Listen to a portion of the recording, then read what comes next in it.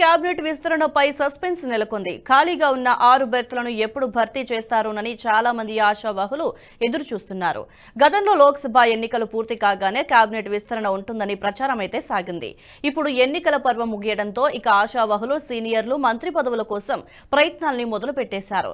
మంత్రి పదవులు దక్కించుకునేందుకు ఇటు సీఎం రేవంత్ తో పాటు అటు అధిష్టాన పెద్దలను కలిసేందుకు ఎవరికి వారు ప్రయత్నాలు మొదలుపెట్టారు. అయితే తెలంగాణ కేబినెట్ లో ప్రస్తుతం సీఎంతో కలిపి 12 మంది మంత్రులు ఉన్నారు. మరో 6 బెర్తులు ఖాళీగా ఉన్నాయి. వీటిని జిల్లాలు క్యాస్ట్ ఈక్వేషన్ పరిగణలోకి తీసుకుని భర్తీ చేస్తామని గతంలోనే రేవంత్ రెడ్డి హామీ ఇచ్చారు.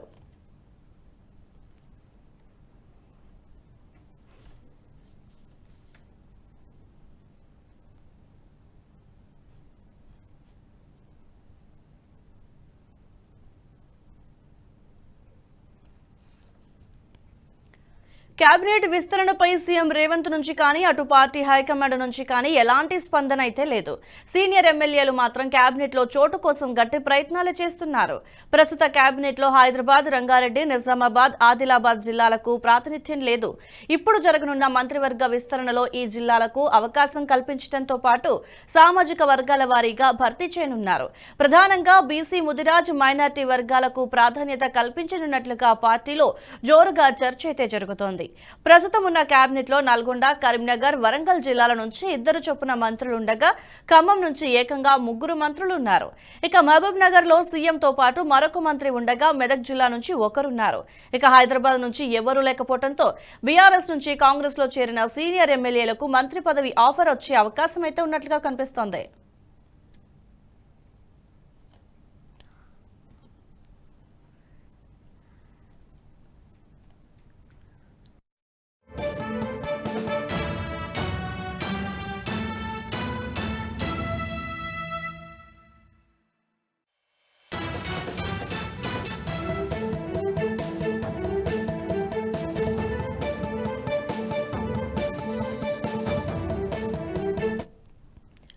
రంగారెడ్డి నుంచి పరిగి, ఇబ్రహీంపట్నం ఎమ్మెల్యేలు రేస్లో ఉన్నారు. నిజామాబాద్, ఆదిలాబాద్ లోనూ సీనియర్ నేతలిద్దరూ తమకే అవకాశం ఇవ్వాలంటూ హైకమాండ్ ముందు ప్రపోజల్ పెట్టినట్లుగా తెలుస్తుంది. ఇక మరోవైపు ఇప్పటికే సీఎంతో కలిపి 7 ఓసీ, 2 బీసీ, 2 ఎస్సీ, 1 ఎస్టీ సామాజిక వర్గానికి చెందిన నేతలతో కేబినెట్ కొనసాగుతోంది.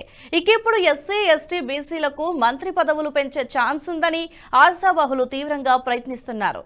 కేబినెట్ విస్తరణపై మంత్రులు, ఎమ్మెల్యేల నుంచి సీఎం అభిప్రాయాలను తీసుకునే అవకాశం ఉంది. అయితే కేబినెట్ విస్తరణ స్థానిక సంస్థల ఎన్నికలు పూర్తయిన తర్వాత చేద్దామా, లోక్సభ ఎన్నికల ఫలితాల అనంతరం భర్తీ చేద్దామా అనే ఆలోచనలో పడ్డారు. దీనిపైనే ఫీడ్బ్యాక్ కూడా తీసుకోనున్నారు.